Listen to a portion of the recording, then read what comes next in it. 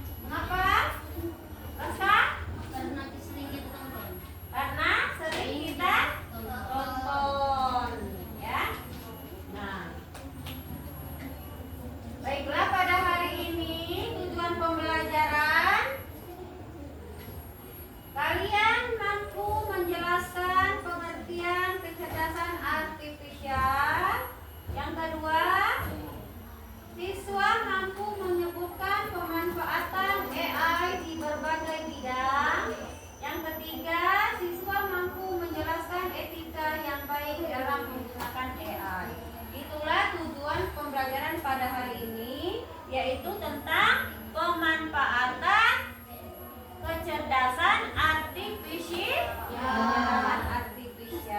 ya. Kamu pernah nggak buka HP atau buka YouTube? Pernah. Nah, itu adalah pemanfaatan AI. Apa guna kamu buka YouTube itu, nak? Bisa apa? Bisa apa? YouTube itu digunakan untuk apa?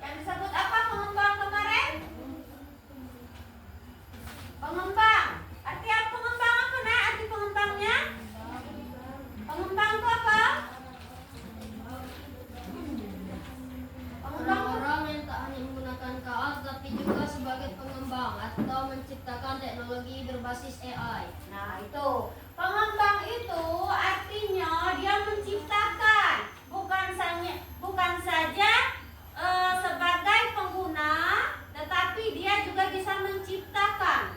Artinya membuat aplikasi itu. Seperti apa yang dibuatnya? Chatbot. Dan itu apa lagi? ChatGPT. Terus apa lagi? TikTok, YouTube, Instagram. Disebut apa yang pengembang itu? All of producer. Itu artinya pembuat, ya. Namanya pengembang, dia bukan saja untuk membuatnya, tetapi dia juga sebagai pengguna. Selain dia pengguna, dia bisa menciptakan aplikasi apa? Aplikasi AI seperti ChatGPT, TikTok, Instagram, YouTube, Canva. Nah, itu ya. Ada juga sebagai pengguna AI. Nah, pengguna itu apa, Nak? Yang sebutnya user of art. Artinya pengguna. Apa arti pengguna, Zia? Pengguna adalah sebagian besar orang sebagai pengguna tanpa perlu membuat atau mengembangkan teknologi tersebut. Nah, kalau kita ini sebagai pengguna atau pengembang? Pengguna. Kita tidak perlu membuat, nah ya. Tidak perlu menciptakan. Tetapi kita hanya menggunakan saja. Kita menikmati hasil misalkannya yang dibuat oleh pengembang. Contohnya misalkan kita bisa menonton YouTube. Apalagi? Bisa membuka ChatGPT. Nah, bisa membuka Canva. Bisa membuka Google Assistant. Kita sebagai pengguna, bukan sebagai pengembang, ya. Tuh. Nah, pemanfaatan kecerdasan artifisial ini sangat bermanfaat bagi kita dalam kehidupan sehari-hari. Apa manfaatnya dalam kehidupan sehari-hari? Ima, apa? Bisa membuat pekerjaan kita lebih mudah dalam menyelesaikan tugas. Nah, dalam pemanfaatan kecerdasan artifisial ini terdapat ada beberapa bidang. Yang pertama, di bidang pendidikan. Nah, misalkan yang kita manfaatkan untuk proses belajar seperti apa? Ruang guru. Sudah tahu apa lagi? Genius. Sudah tahu apa lagi? Google Classroom. Sudah tahu apa lagi? Canva. Ya, tuh.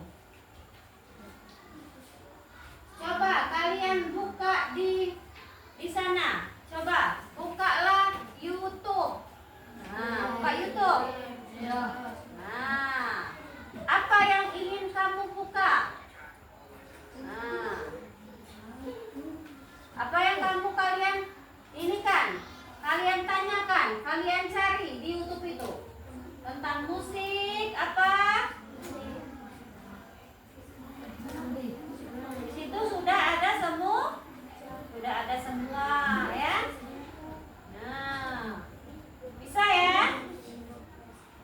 Kamu bisa menghidupkan lagu di YouTube itu, ya, banyak ya. Coba kalian buka Canva. Di bidang pendidikan, Canva. Di Google, di Canva. Nah, di sini di Canva ini banyak digunakan untuk apa? Untuk mempresentasikan, juga bisa untuk membuat ini Google apa meta ini apa, bisa juga membuat peta konsep di AI di Canva ini ya.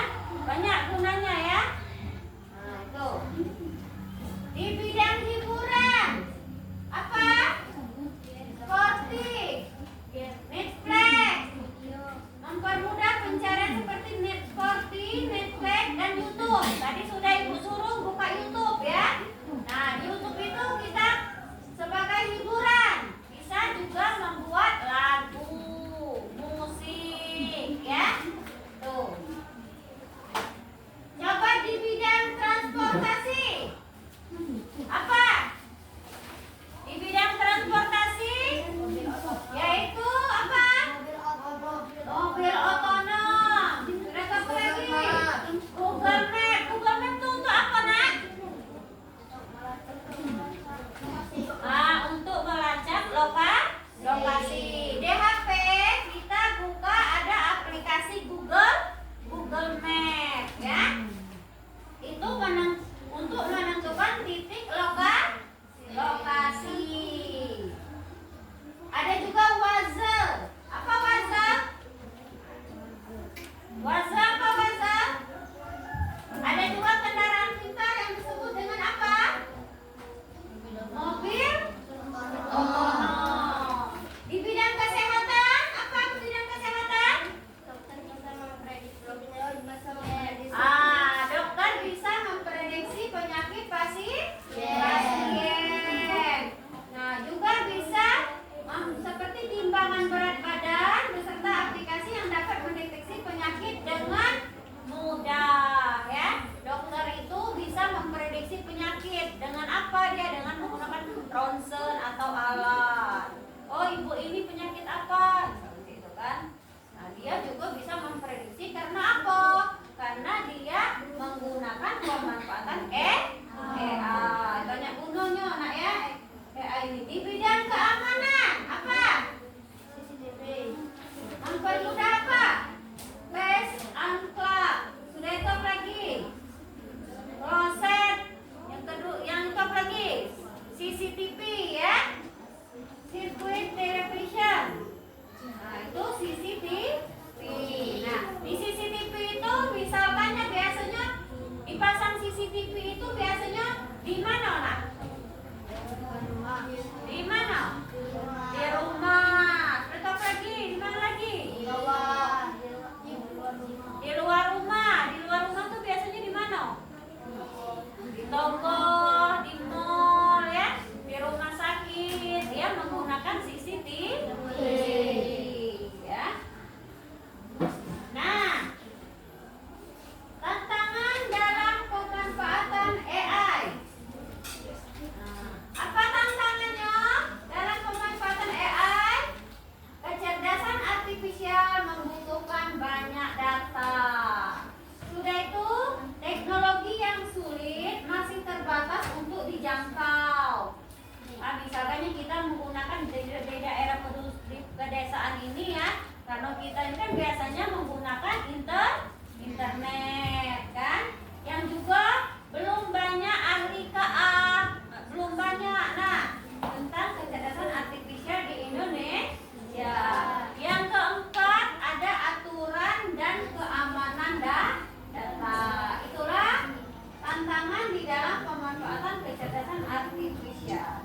Nah, di sini ada aplikasi kode orang. Coba kalian buka di YouTube, ketikkan HTTPS SD kode orang level 8. Coba buka di YouTube-nya.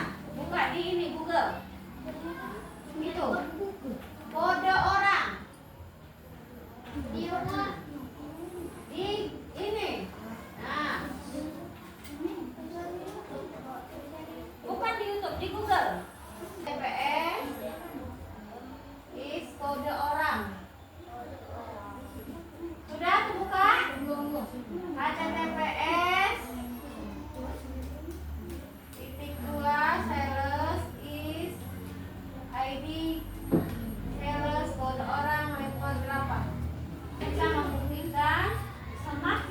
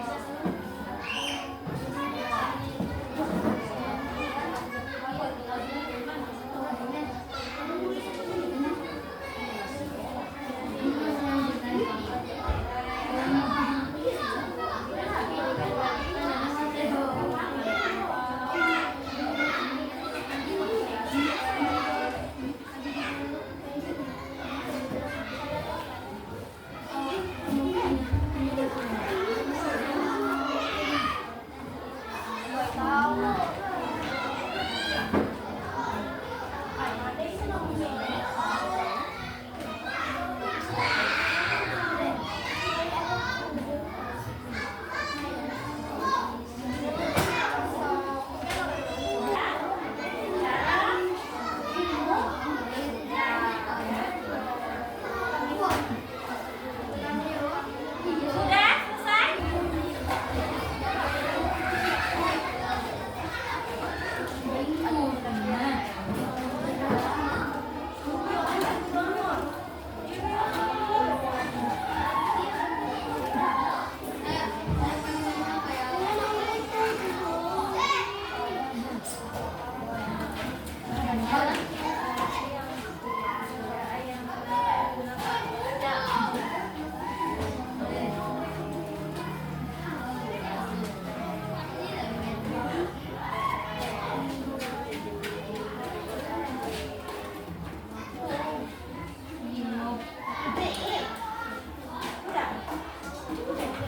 Sekarang majulah kelompok.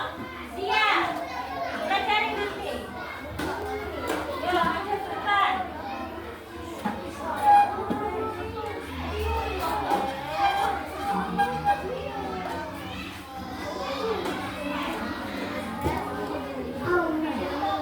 Bawa kelompoknya ke sini. Nanti ke sini. Cepat.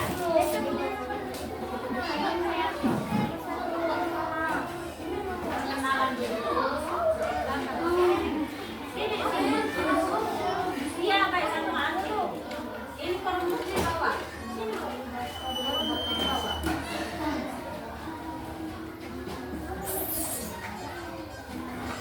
Nah, sekarang kelompok 1 ingin mempresentasikan ya.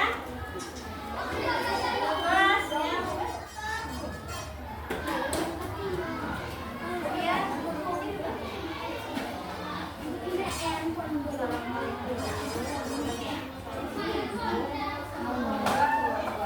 Assalamualaikum warahmatullahi wabarakatuh.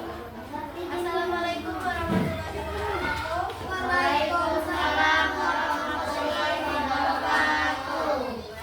Baiklah, kami akan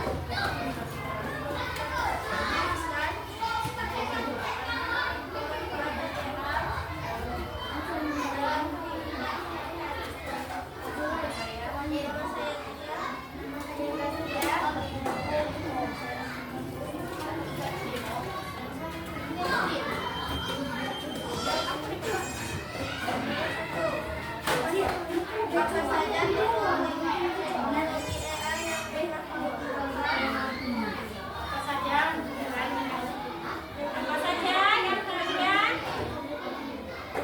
Apa saja ini? Berapa lagi? ChatGPT, apa lagi? bagaimana AI membantu Apa? kecerdasan buatan atau AI sudah menjadi bagian dari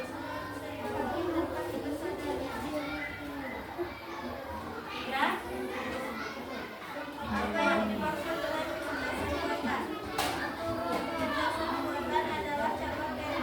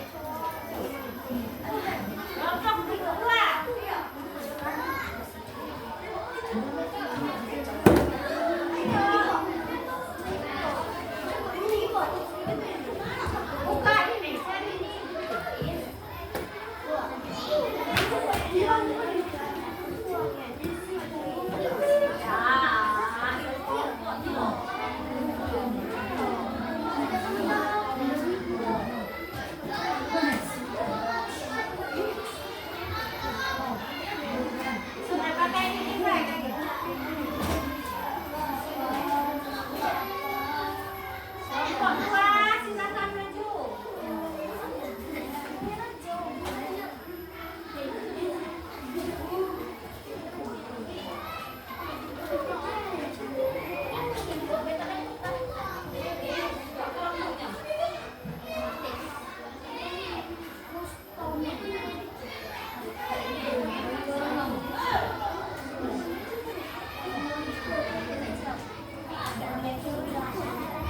Ayo ya kita. Udah bawa ke sini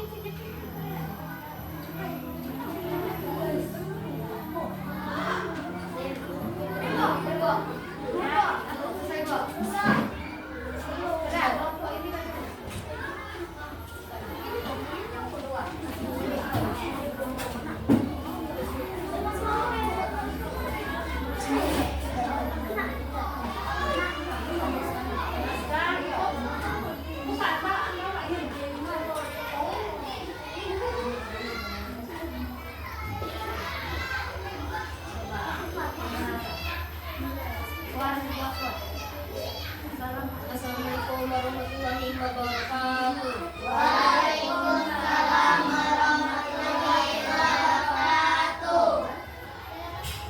Perkenalkan, nama saya Rizka Tarehan. Nama saya Pino. Nama saya Amar. Kami ingin mempresentasikan kemanfaatan AI dalam kehidupan sehari-hari. Nomor 1. Apa saja teknologi AI yang pernah kamu gunakan? apa saja? ChatGPT, Meta AI, Keluar ya. ChatGPT dan Meta Kedua, bagaimana AI membantu kehidupan sehari-hari? Mengatur jadwal, alarm dan pengingat, pengenalan wajah.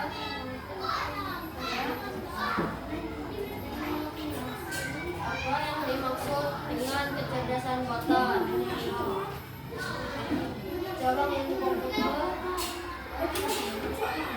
membuat sistem atau mesin bisa meniru kecerdasan manusia, seperti berpikir, belajar memecahkan masalah, memahami bahasa, dan membuat keputusan. Sebutkan 3 contoh penggunaan AI dalam kehidupan sehari-hari. Asisten virtual, rekomendasi konten, fitur pengenalan wajah. Menurutmu, apakah AI selalu berdampak positif? Jelaskan. Apakah AI selalu berdampak positif? Tidak. Mengapa? Ya atau tidak? Tidak selalu ya berdampak positif karena apa? Seperti teknologi, AI punya sisi baik dan sisi buruk, tergantung bagaimana kita menggunakannya. Bagaimana kita menggunakannya di bidang positif, dia berdampak positif, dia juga bisa. Untuk apa? Dia mempermudah pekerjaan manusia seperti menyelesaikan tugas. Nah, kamu mengerjakan tugas ini tadi menggunakan apa? Bantuan apa? ChatGPT.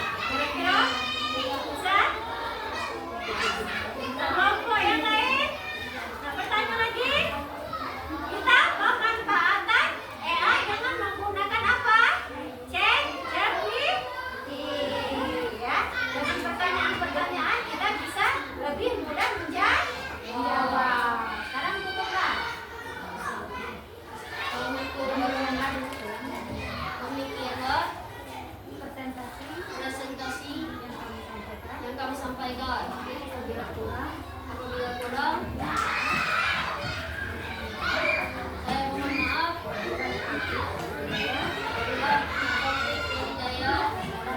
Assalamualaikum warahmatullahi wabarakatuh.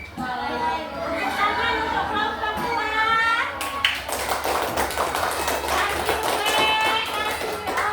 Kasih W.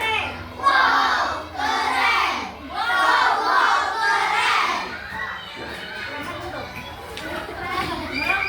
3.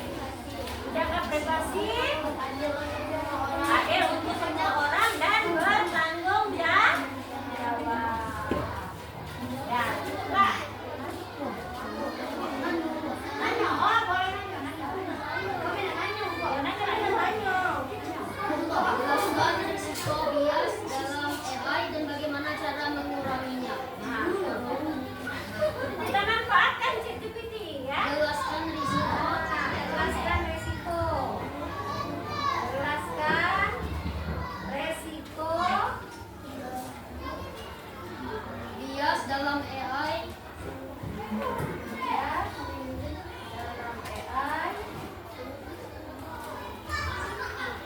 Dan bagaimana cara